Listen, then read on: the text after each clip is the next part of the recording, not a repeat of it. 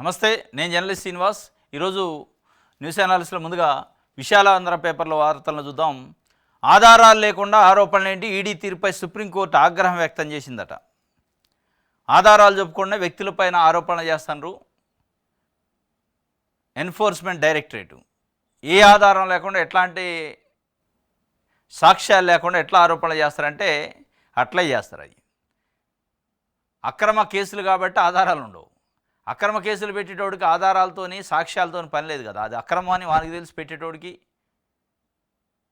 నమోదు చేసేటప్పుడు ఎఫ్ఐఆర్ ఇంకోటో దానికి సంబంధించి సుప్రీంకోర్టు కీలకమైన వ్యాఖ్యలు చేసింది. చాలా రాష్ట్రాల్లో, దేశంలో కూడా అధికార పార్టీలు వాళ్ళకి ఆపోజిట్ ఉన్న ప్రతిపక్ష పార్టీలపైన కక్ష సాధింపుకో, ఇంకోటో ఇరకని పెట్టడానికో, ఇబ్బంది పెట్టేందుకో ఆధారాలు లేకుండా అదరాబదరగా ఆగమాగంగా ఆరాటంగా ఒక బురదబూసే కార్యక్రమం కొన్ని నిజమైన కేసులు కూడా ఉండొచ్చు, ఇట్లాంటివి చేస్తున్నాయి. ఇప్పుడు మన తెలుగు రాష్ట్రాల్లో కూడా ఇట్లాంటివి బాగా జరుగుతున్నాయి. దీనికి సంబంధించి సుప్రీంకోర్టు నిన్న కీలకమైన వ్యాఖ్య చేసింది. ఆధారాలు చెప్పకుండా వ్యక్తులపై ఆరోపణ చేయడం సబబు కాదని సుప్రీంకోర్టు ఎన్ఫోర్స్మెంట్ డైరెక్టరేట్ను మందలించింది. మేము ఈడీ నుంచి అనేక ఫిర్యాదులు చూసాం, ఇదేం తీరు దేన్ని ప్రస్తావించకుండా ఆరోపణలు చేస్తారా అంటూ ఈడీని ప్రశ్నించి ఛత్తీస్గఢ్లో 2000 కోట్ల మద్యం కుంభకోణంలో మనీ లాండరింగ్ కేసులో ఆరోపణలు ఎదుర్కొన్న నిందితుడి బెయిల్ పిటిషన్ విచారణ సందర్భంగా జస్టిస్ అభయ్ ఒఖా ఈ మేరకు వ్యాఖ్యానించారు. అతను 40 కోట్లు సంపాదించాడని ఒక నిర్దిష్ట ఆరోపణ చేశారు. ఇప్పుడు మీరు ఈ వ్యక్తికి ఈ కంపెనీతో లేదా మరో ఇతర కంపెనీతో సంబంధం ఉందని చూపించలేకపోతున్నారు అని జస్టిస్ ఓకా అదనపు సోలిసిటర్ జనరల్ ఎస్వి రాజుతో అన్నారు. అతను ఈ కంపెనీకి డైరెక్టరా కాదా, అతని మెజారిటీ షేర్స్ ఏంది, ఇవన్నీ అడిగింది. ఎక్కడా కూడా ఛత్తీస్గఢ్లో మద్యం కుంభకోణం జరిగిందని ఒక వ్యక్తిని తీసిపోయి లోపటేశారట. ఆయన ఏం చేసిండు? బెయిల్ కోసం పోయిండు. బెయిల్ కోసం పోతే ఆయన ఒక 40 కోట్ల రూపాయలు అక్రమంగా సంపాదించిండు, మొత్తం 2000 కోట్ల రూపాయల మద్యం కుంభకోణం జరిగింది అని చెప్పారు. 40 కోట్లు ఏ విధంగా సంపాదించిండో ఎవిడెన్స్ లేదు. మీరు చెబుతున్న కంపెనీ నుంచి వచ్చింది అంటున్నారా? కంపెనీలో ఏం డైరెక్టరా లేదా షేర్స్ ఉన్నాయా అని చెప్పలేకపోయారు. మెజారిటీ వాటాదాడా, అతను మేనేజింగ్ డైరెక్టరా కాదా అనేది మీరు పేర్కొనాలి, ఏదో ఒకటి ఉండాలి కదా అని ప్రశ్నించారు. కాగా దీనిపై మంగళవారం వివరాలను సమర్పిస్తానని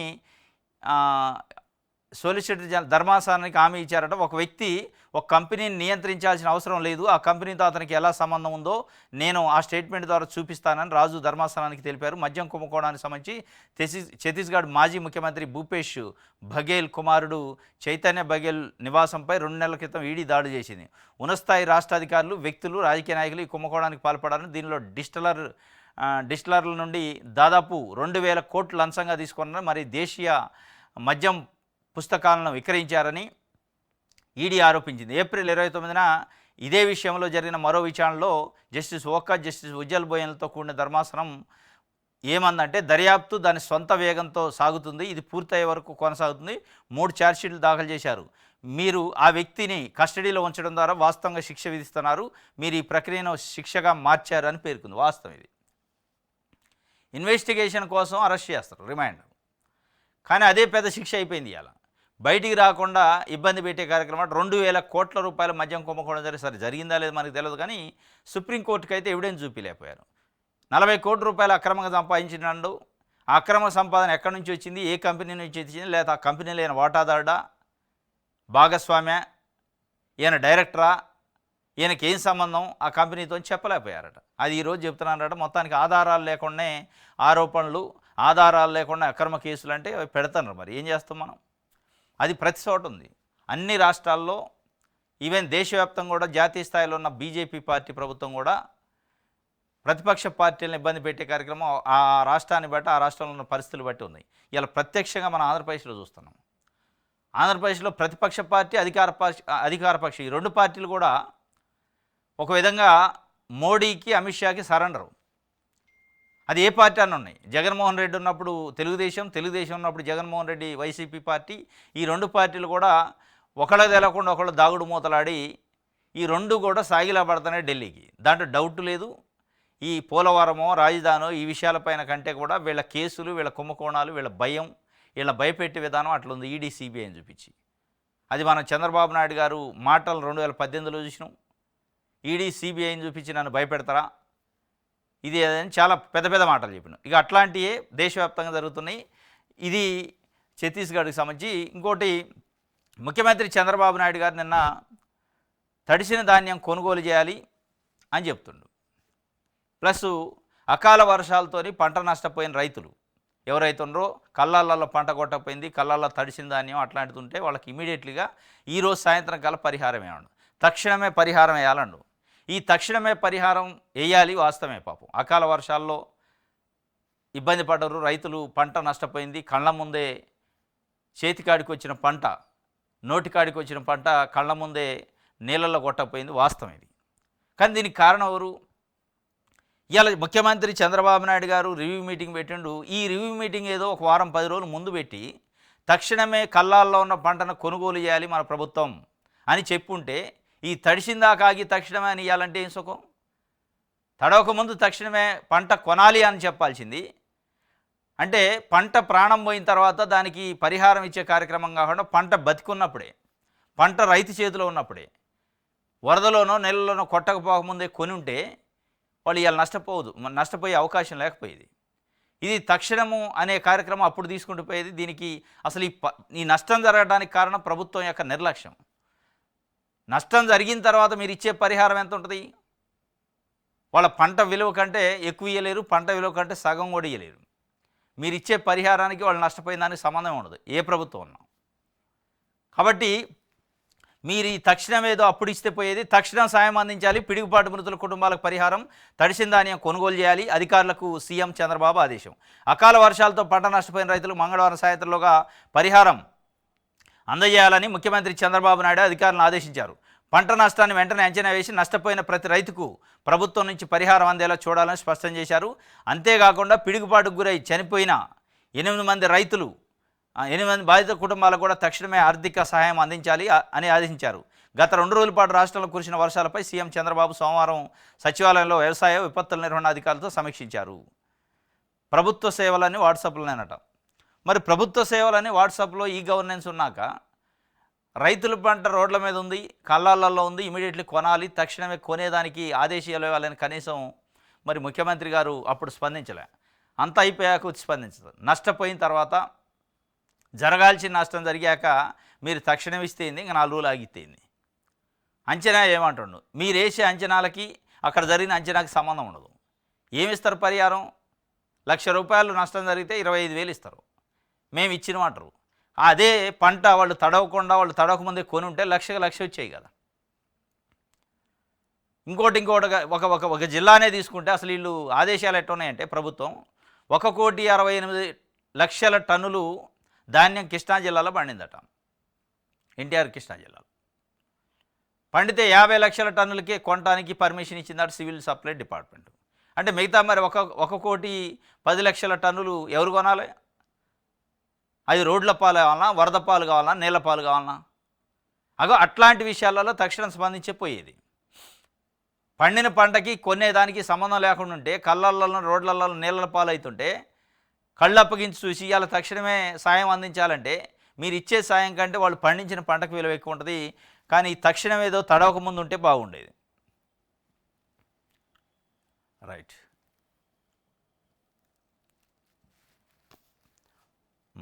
ఆంధ్రప్రభ చూద్దాం. నిర్లక్ష్యం వల్లేనట సింహాచలం దుర్ఘటనపై సీఎం చంద్రబాబుకు నివేదిక, తక్షణ చర్యలు, 7 అధికారుల సస్పెన్షన్, బ్లాక్ లిస్టులో కాంట్రాక్ట్ సంస్థ, కాంట్రాక్ట్తో పాటు మరో 2 అధికారులపై క్రిమినల్ కేసులు. నిర్లక్ష్యం వల్లనే జరిగిందట. సింహాచలంలో గోడగూలి 7 మృతి చెందిన సంఘటన, కొంతమంది గాయపడ్డారు. మరి ఎవరి నిర్లక్ష్యం అంటే, కొంతమంది అధికారులు సస్పెండ్ చేశారు, కాంట్రాక్టర్ని జైల్లో పెట్టే కార్యక్రమం, బ్లాక్ లిస్టులో పెట్టే కార్యక్రమం. అసలు ఈ అధికారులు, కాంట్రాక్టర్లు ఆ అవినీతి కార్యక్రమం లేదంటే ఆ అడావుడి చేయడానికి కారణం ఎవరు? ప్రభుత్వం కాదా? ఈ నిర్లక్ష్యం ప్రభుత్వాన్ని అనే స్పష్టంగా కనపడుతుంది. అంటే పెద్దోళ్ళని వదిలే చిన్న ఎంప్లాయీలను పట్టుకొని సస్పెండ్ చేసి చేతులు దులుపుకునే కార్యక్రమం చేస్తే, మరి ఈ నిర్లక్ష్యానికి కారణం ప్రభుత్వం వేసిన 5 మంత్రుల కమిటీ కాదా? 5 మంత్రులతోని పర్యవేక్షణకు ఒక కమిటీ వేసి ఏం పర్యవేక్షించినట్టు మరి వాళ్ళు?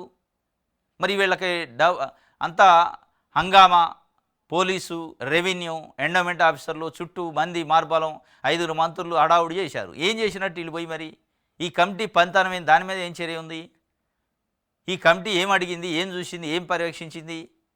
మీ పర్యవేక్షణ లోపం లేదా, మీ పర్యవేక్షణలో నిర్లక్ష్యం లేదా? అది కూడా ఒప్పుకోవాలి కదా. సరే మంత్రులను ఏం చేస్తారు, కేసులు పెడతారంటే పెట్టకపోవచ్చు, ఒప్పుకోవాలి కదా ప్రభుత్వం. మొత్తం ఫెయిల్యూర్ అయింది వ్యవస్థ అని చెప్పాలి కదా. వేసిన మంత్రుల కమిటీ కానించి ఎండోమెంట్ శాఖ కానించి మొత్తం కూడా ఫెయిల్ అయ్యారు.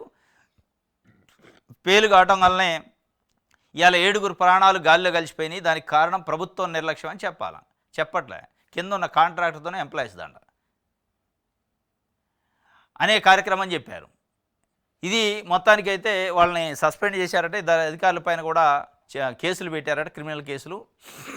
కానీ పోయిన ప్రాణాలు తిరిగి వచ్చే పరిస్థితి లేదు. దీనికి మొత్తం ప్రభుత్వమే బాధ్యత వహించాలి, నిర్లక్ష్యం కూడా ప్రభుత్వాన్ని. ఇదే తిరుపతిలో కూడా జరిగింది తొక్కిసలాట, 6 చనిపోయారు. అక్కడ ఏ అధికారి పైన, దానికి సంబంధించిన ఈఓ పైనో చైర్మన్ పైన చర్యలు లేవు. ఒక క్షమాపణ చెప్పి కూర్చున్నారు అరవకుండా. ఇక్కడికి వచ్చేటానికి చిన్న చిన్న అధికారులను బలి చేశారు, కానీ పెద్ద తలకాయలను వదిలేశారు. ఏపీకి పోలవరం అట, వాస్తవం. ఏపీకి పోలవరం అనేది వరం అని ఆయన నితిన్ గడ్కరీ గారు నిన్న వచ్చిండు. గ్రావిటీతోనే సాగు తాగునీరు నాడు జలశక్తి మంత్రిగా మొదలుపెట్టా, అది నా అదృష్టంగా భావిస్తున్నా. నదుల అనుసంధానానికి శ్రీకారం చుట్టాం, జలవనరుల సంరక్షించుకుంటేనే భవిష్యత్తు అని కేంద్ర మంత్రి గడ్కరీ చెప్పిండు. ఏపీకి పోలవరం, ఇది పోలవరం ఒక విధంగా పోలవరం అనేది వరమే, కానీ ఇవాళ గుదిబండగా మారే అవకాశం ఉంది. దాని ఎత్తును తగ్గిస్తున్నారు. 45 మీటర్ల ఎత్తు ఉన్నదాన్ని 41కి ఒప్పుకున్నారు. 2024 ఆగస్టు కేంద్ర కేబినెట్ మీటింగ్లో దానికి తీర్మానం చేశారు. రామ్మోహన్ నాయుడు గారు, పెమ్మసాని చంద్రశేఖర్, తెలుగుదేశం పార్టీ ఎంపీలు ఇద్దరు కేబినెట్లో మంత్రులు ఉన్నారు. బీజేపీ వాళ్ళు కూడా మంత్రులు ఉన్నారు. ఒక ఆయన మంత్రి ఉండు అందులో, ఏది ఏపీ నుంచే.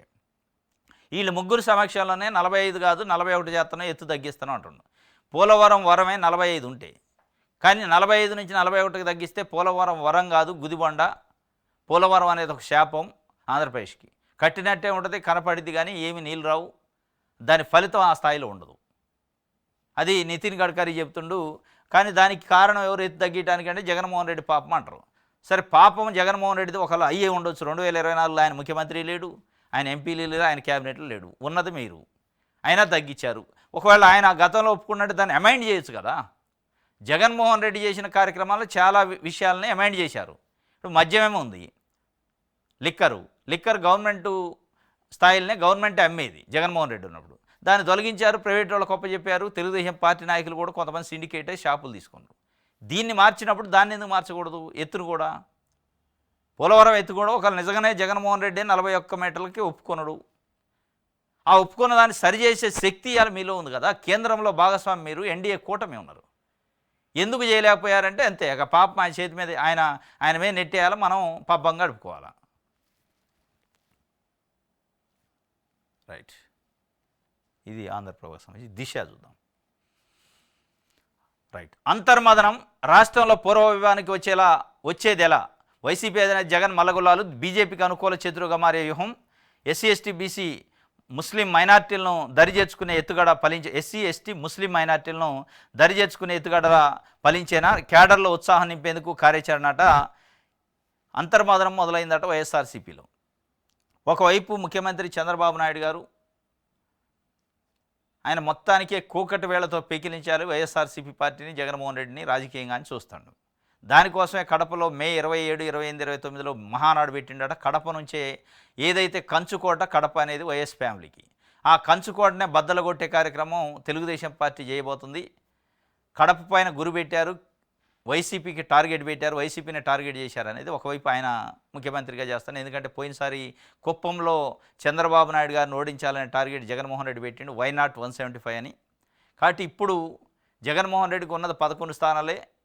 పార్టీలో ఓటింగ్ 40% ఉంది, కానీ సీట్లు తగ్గినాయి. ఇదే సందు ఇక కూకట వేళ్లతోని కడపలో వాళ్ళ ప్రాబల్యం కంచుకోవడం బద్దలు కొట్టాలని ఆయన ప్రయత్నం చేస్తాడు. ఇంకోవైపు జగన్మోహన్ రెడ్డి గారు ఇప్పుడు 1 ఇయర్ అయింది ప్రభుత్వం పోయి, ఏం చేయాలి అసలు? వైఎస్ఆర్సీపీని మళ్ళా పూర్వవైభవం తీసుకురావాలంటే 150 స్థానాలు గెలిచింది 2019లో. ఆ స్థాయిలో మళ్ళీ పార్టీని పటిష్టం చేయాలంటే ఏం చేయాలి? మళ్ళీ తిరిగి అధికారంలోకి రావాలంటే ఏం చేయాలి అనే ఒక అంతర్మదనం స్టార్ట్ అయిందట. ఆ అంతర్మదనంలో ప్రధానంగా బీజేపీ చుట్టూ తిరుగుతుందో రాజకీయం ఇవ్వాలి. అది చంద్రబాబు నాయుడు గారు కానీ జగన్మోహన్ రెడ్డి గారు కానీ. బీజేపీ కంటు కాకుండా, బీజేపీకి దూరం కాకుండా చూసుకుంటూ బీజేపీకి వ్యతిరేకమైన వర్గాలు ఎస్సీలు, ఎస్టీలు, మైనారిటీ వర్గాలను ఎట్లా దగ్గర తీయాలి అంటే ఆయన వాళ్ళు అనుకూలమైన శత్రువుగా ఎట్లా ఉండాలి అంటే బీజేపీకి అనుకూలంగానే ఉంటాం కానీ శత్రువుగా బయటకు ప్రొజెక్ట్ అయింది. అది ఎట్లా ఫార్ములా అనేది ఒకటి ఆలోచిస్తారట. దాంట్లో ఇప్పుడు భారతదేశంలో ఈ 10 సంవత్సరాల నుంచి మోడీ వచ్చినప్పటి నుంచి చాలా రాజకీయ పార్టీలు చాలా రాష్ట్రాల్లో ఇదే థీమ్ని ఉపయోగిస్తున్నాయి. అనుకూలమైన శత్రువుగా అంటే శత్రువుగానే ఉంటారు. అనుకూలం అంటే అవసరం వచ్చినప్పుడు అనుకూలంగా మారుతూ ఉంటారు. అవసరం వచ్చినప్పుడు దానికి తగ్గ స్టేట్మెంట్లు ఇస్తారు. బీజేపీని తిట్టినట్టే ఉంటుంది, బీజేపీ పైన యుద్ధం చేసినట్టే ఉంటుంది, కానీ ఆ యుద్ధం నిజమైన యుద్ధం కాదు. అది లోపల లోపాయకార యుద్ధాలు చేస్తారు. అట్లాంటివి ఏమైనా చేయాలని చూస్తానట. సరే ఏది ఏమైనా ఇప్పుడు ఆంధ్రప్రదేశ్లో ఉన్న పరిస్థితుల్లో ఎస్సీలు, ఎస్టీలు, ప్రధానంగా మైనార్టీలు తెలుగుదేశం పార్టీ పైన ఒక రకంగా గుర్రుగున్నారు, అసంతృప్తి కొన్నారు. వక్ఫ్ బోర్డు సవరణ చట్టం పైన ఆయన చేసిన డబల్ గేమ్కి. ఇంకోటి బీజేపీతో నేను ఎప్పుడు పొత్తు పెట్టుకునేగా నాకు బుద్ధి వచ్చిందని గతంలో చెంపలేసుకున్న స్థాయిలో చెప్పిండు చంద్రబాబు నాయుడు గారు 2018లో. మళ్ళీ పొత్తు పెట్టుకుండు ఈయన. ఇక అవసరాన్ని బట్టి అంగును బట్టి అంగ అయితే నేను జుట్టు, అంగ అయితే కాళ్ళు పట్టుకునే రకం, మాట మీద నిలబడే రకం కాదు ఇది, యూటర్న్ల రకం, అవకాశవాది అనేది ఒక ముద్ర పడ్డది ముస్లిమ్స్లో, క్రిస్టియన్స్లో, మైనార్టీల్లో. అది ఆటోమేటిక్గా ఇక వాళ్ళకున్న ఆల్టర్నేట్ ప్లాట్ఫామ్ ఇవాళ బీజేపీకి కూటమికి ఆల్టర్నేట్గా ఉన్న ప్లాట్ఫామ్ ఏంటంటే వైసీపీని. వాళ్ళని దగ్గర చేసుకొని మిగతా వర్గాలను కూడా ఎట్లా దగ్గర చేసుకోవాలి, ప్రభుత్వ వైఫల్యాలను ఎండగట్టాలనే ఒక అంతర్మదనంలో అయితే వైఎస్ఆర్సీపీ పార్టీ జగన్మోహన్ రెడ్డి ఉండట. మరి ఈ అంతర్మదనం నిజంగానే ఫలించిద్దా, ఈ అంతర్మదనం యొక్క ఫలితం ఏంది అనేది ఇక మనం భవిష్యత్తులో జరగబోయే పరిణామాలను బట్టి చూడాలి. 1 ఇయర్ కంప్లీట్ కావస్తుంది చంద్రబాబు నాయుడు గారు ఎక్కి. ఇప్పటికే ప్రభుత్వం పైన కొంత అసంతృప్తి స్టార్ట్ అయిందనేది వైఎస్ఆర్సీపీ చెబుతుంది. అంటే సూపర్ 6లో కానీ జగన్మోహన్ రెడ్డి ప్రారంభించి నడిపిన స్కీములు చాలా నడపట్లేదు, ఆపేసిండు అనే ఒక కార్యక్రమంలో కొంత సామాన్య పబ్లిక్లో అయితే ఒక రకంగా ఒక అసంతృప్తి స్టార్ట్ అయినట్టు అర్థమవుతుంది. ఎందుకంటే చంద్రబాబు నాయుడు గారు పదే పెట్టుబడిదారులు, రాజధాని, పోలవరం, లేకపోతే ఆ పెట్టుబడి ఈ పెట్టుబడి 2,000 కోట్లు వచ్చినాయి, అన్ని వేల కోట్లు వచ్చినాయి, ఆ కంపెనీ వచ్చింది, ఈ కంపెనీ వచ్చింది, ఉద్యోగాలు వస్తాయి, ఈ భూములు గుంజాలి, ఆ భూములు ఇవ్వాలి, ఇదే చెప్తుండు. కానీ పేద ప్రజలకి ఏం చేస్తున్నామని చెప్పలేకపోతున్నాం. పేద ప్రజల విషయం కాడికి వస్తే మే జూన్లో మరి అన్నదాత సుఖీభావ ఒకటి, తల్లికి వందనం ఒకటి, ఈ 2 కార్యక్రమాలు చేపడతా అంటాడు. ఇక అట్లాంటివి ఏమన్నా చేస్తే జనంలోకి పోతే తప్ప పొద్దున్న లేతే నేను ఉద్యోగాలు తెస్తా, పెట్టుబడులు తెస్తా అంటే పెట్టుబడుల కథ 95 నుంచి అంటూనే ఉన్నారు. ముఖ్యమంత్రిగా చంద్రబాబు నాయుడు గారు 95లో అయిండు ఆగస్టులో. అప్పటి నుంచి పెట్టుబడుల కథ, ఈ కంపెనీల కథ, ఇదంతా చూస్తూనే ఉన్నారు. కానీ దానివల్ల సామాన్య ప్రజలు పెద్దగా బెనిఫిట్ పొందింది లేదు, వాళ్ళు ఇదైంది లేదు. ఇంకోటి రాజస్థాన్ ఎమ్మెల్యే అట జయకృష్ణ పటేల్ అరెస్ట్ అయ్యిండు. దేనికంటే అసెంబ్లీలో ప్రశ్నలు అడిగేందుకు కూడా లంచం డిమాండ్ చేసిండు. ఇక ఎవరికి చెప్పుకోవాలి ఈ ప్రజాస్వామ్యంలో? ఎమ్మెల్యేగా ప్రజలు గెలిపిస్తే ఏం చేయాలా? ప్రజల పక్షాన అడిగితే ప్రశ్నలు అడగాల. లంచం తీసుకొని ప్రశ్న అడగకుండా ఉండడానికి లంచం తీసుకుంటాడు. చూడండి, ఇది జార్ఖండ్లో జరిగింది. రాజస్థాన్ ఎమ్మెల్యే అట జయకృష్ణ, ఈయన ఆదివాసీ గిరిజన పార్టీ ఏదో పార్టీ, ఇది అఖిల భారత ఆదివాసీ పార్టీ అట. గెలిచి నువ్వు వాళ్ళ గురించి ఏదైనా మాట్లాడే అవకాశం ఉంటే మాట్లాడితే మాట్లాడకుండా ఉండటానికి కూడా లంచం తీసుకుంటాట. 2 కోట్లన్నర లంచం మాట్లాడుకొని ఒక 20 లక్షలు తీసుకుంటే ఏసీబీ వాళ్ళు వచ్చి పట్టుకున్నారు. ఎంత పరువు తక్కువ, ఇంతకంటే దౌర్భాగ్యం ఏమన్నదే. ఇది 20 లక్షలు తీసుకుంటుండగా పట్టుకున్న ఏసీబీ రాజస్థాన్ చరిత్రలోనే ఇది తొలిసారి. అంటే బయటపడ్డది కాబట్టి తొలిసారి. బయటపడిన వాళ్ళు ఎంతమంది ఉండరు? దొరికితే దొంగ, దొరకనోడు దొరే. ఈయన బయటపడ్డాడు కాబట్టి బయటపడ్డది తొలిసారి మనం అనుకుంటున్నాం. 20 లక్షలు తీసుకుంటాట. ఒక మైనింగ్కి సంబంధించి కంపెనీ పైన ప్రశ్న అడుగుదాం అనుకొని తయారు చేసుకుంటాట, అసెంబ్లీకి పంపించిండట. రేపు నేను మాట్లాడతా అని. అది వాళ్ళకి తెలిసింది మైనింగ్ కంపెనీకి. మా గురించి మాట్లాడకుండా సార్, మాట్లాడకుండా ఉంటే మీకు ఏదైనా ఇస్తామంటే 10 కోట్లు ఇవ్వనడట. 10 కాదు కానీ 2.5 అని బేరం మాట్లాడుకొని 2.5 ఇస్తాం, ముందు ఇంత ఇస్తాం, తర్వాత ఇంత ఇస్తామని ఒప్పందం చేసుకొని 20 లక్షలు ఆల్రెడీ ఇచ్చారట ఒకసారి. మళ్ళీ ఇంకొక 20 ఇవ్వడానికి వచ్చి ఏసీబీ వాళ్ళని పట్టుకొని వచ్చారట. మరి అది అక్కడ మళ్ళీ ఎమ్మెల్యే క్వార్టర్స్లోనే, గవర్నమెంట్ ఇచ్చిన క్వార్టర్స్లోనే డబ్బులు తీసుకుంటాట. పట్టుకున్నారు, అరెస్ట్ చేసి లోపటేశారు. ఇక ఎమ్మెల్యేలను కూడా ఏసీబీ పట్టుకునే స్థాయికి వస్తే మన అవినీతి ఏ స్థాయిలో ఉంది, మన ఎమ్మెల్యేలు, మన రాజకీయాలు ఏమున్నాయి అనేది ఇక అర్థమవుతుంది.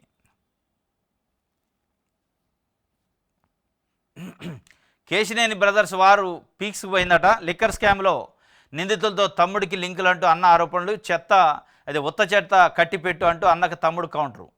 తెలుగుదేశం పార్టీ విజయవాడ ఎంపీ కేశినేని చిన్ని పైన కేశినేని నాని వాళ్ళ బ్రదర్ మాజీ ఎంపీ తీవ్రమైన ఆరోపణలు చేసిండు.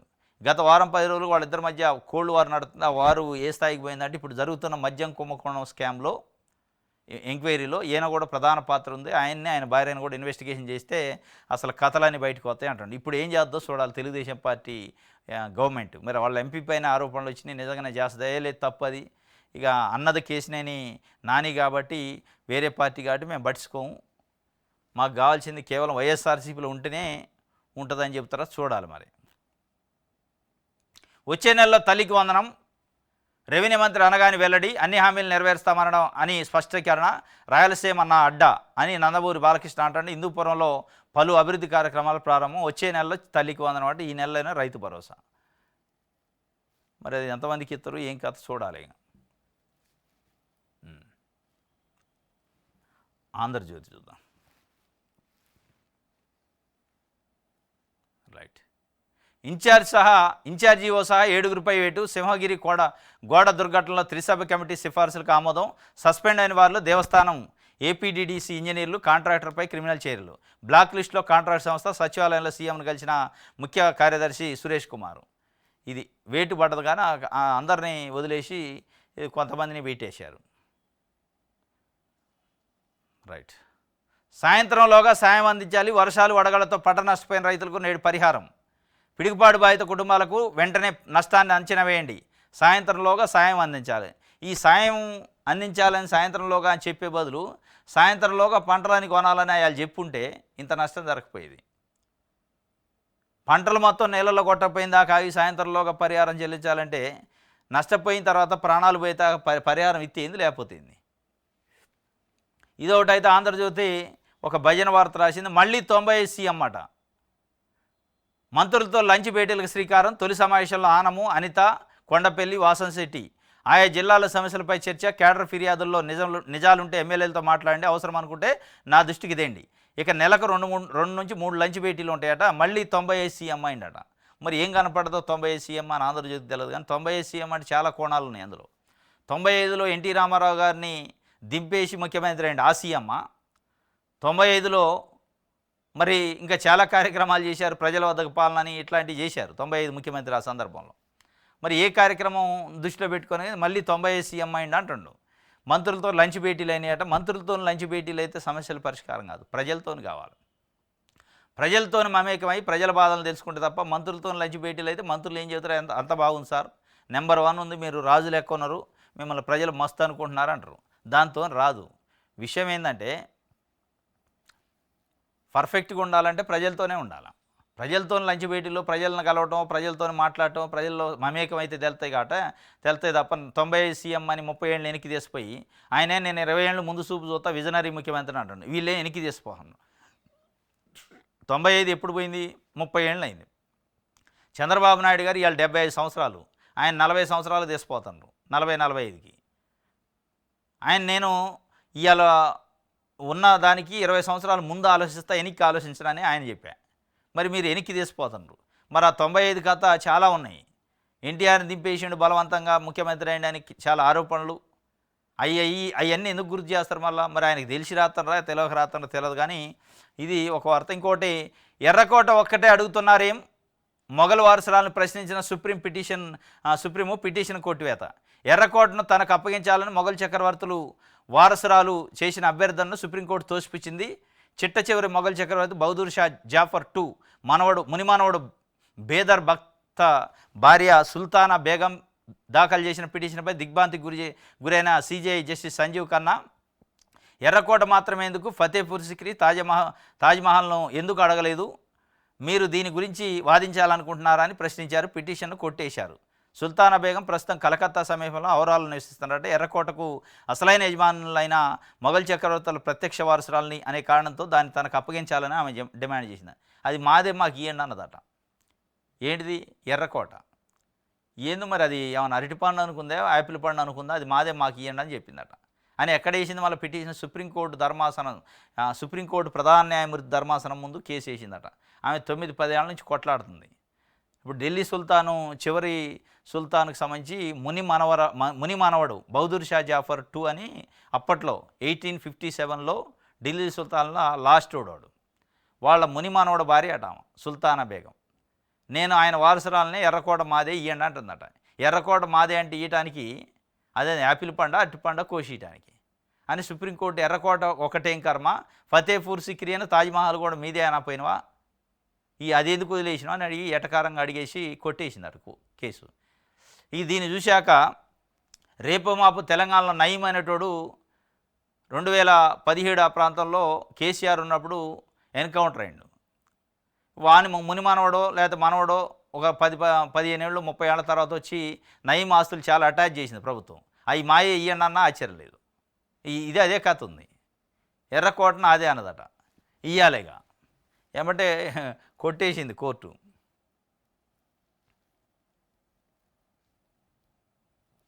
రైట్, సాక్షి చూద్దాం.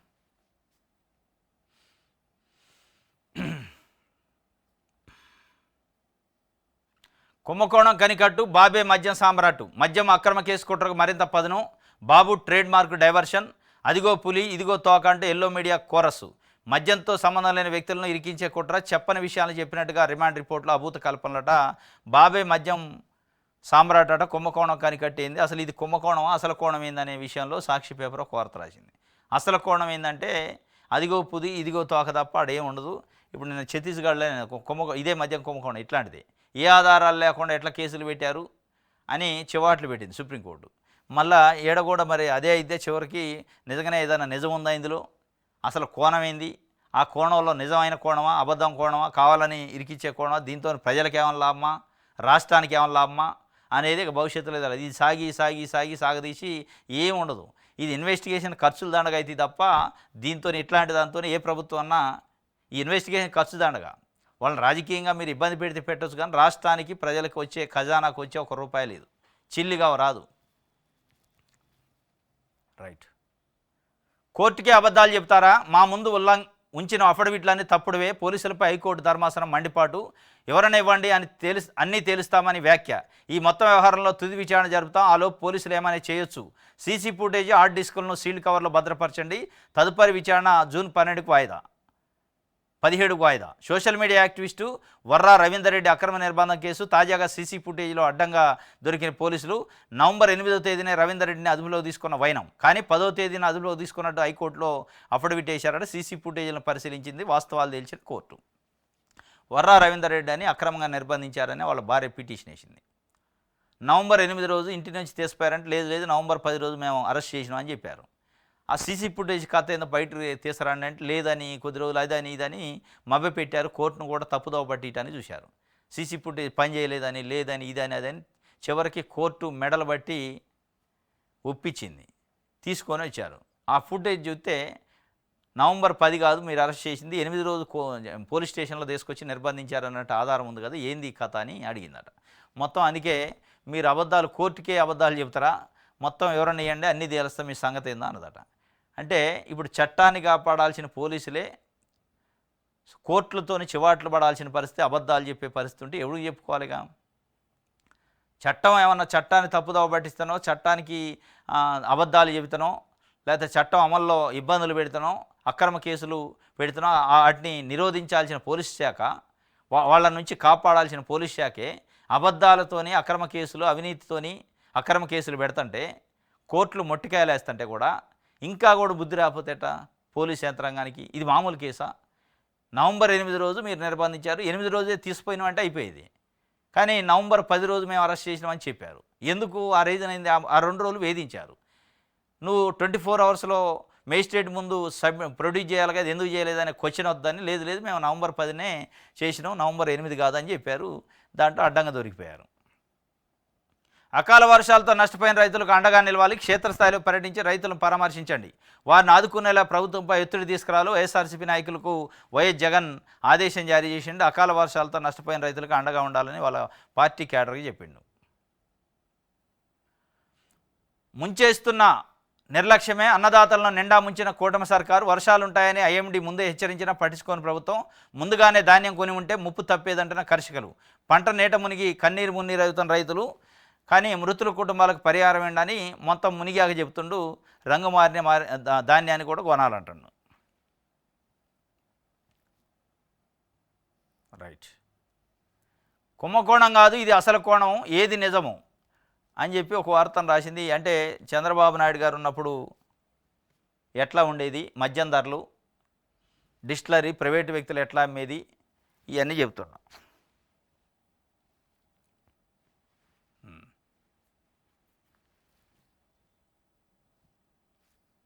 రైట్. పంట నష్టానికి తక్షణమే పెట్టుబడి సాయం నేటి సాయంత్రంలోగా అందించాలి. పిడుగుపాటుకు మృతుల కుటుంబాలకు ఆర్థిక సాయం, ధాన్యం కొనుగోలు చేయలేదనే మాట రాకూడదు.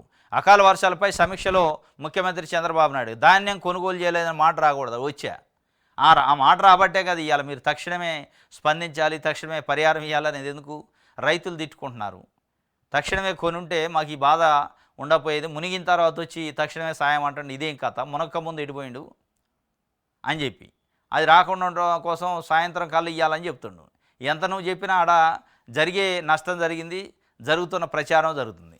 ఇవాళ పెట్టుబడి సాయం తక్షణమే ఇవ్వాలి, పంట కొనలేదు అనే పేరు రావద్దంటే వచ్చాయి. ఇక పేరు వచ్చాక ఇంక నువ్వు రావద్దంటే ఆడాగిద్ది అది. రైట్. ఇది ఈనాడుకు సంబంధించి. ఇది ఈరోజు న్యూస్ అనాలిసిస్. రేపు తాజా వార్తలతో తిరిగి కలుసుకుందాం. Thank you.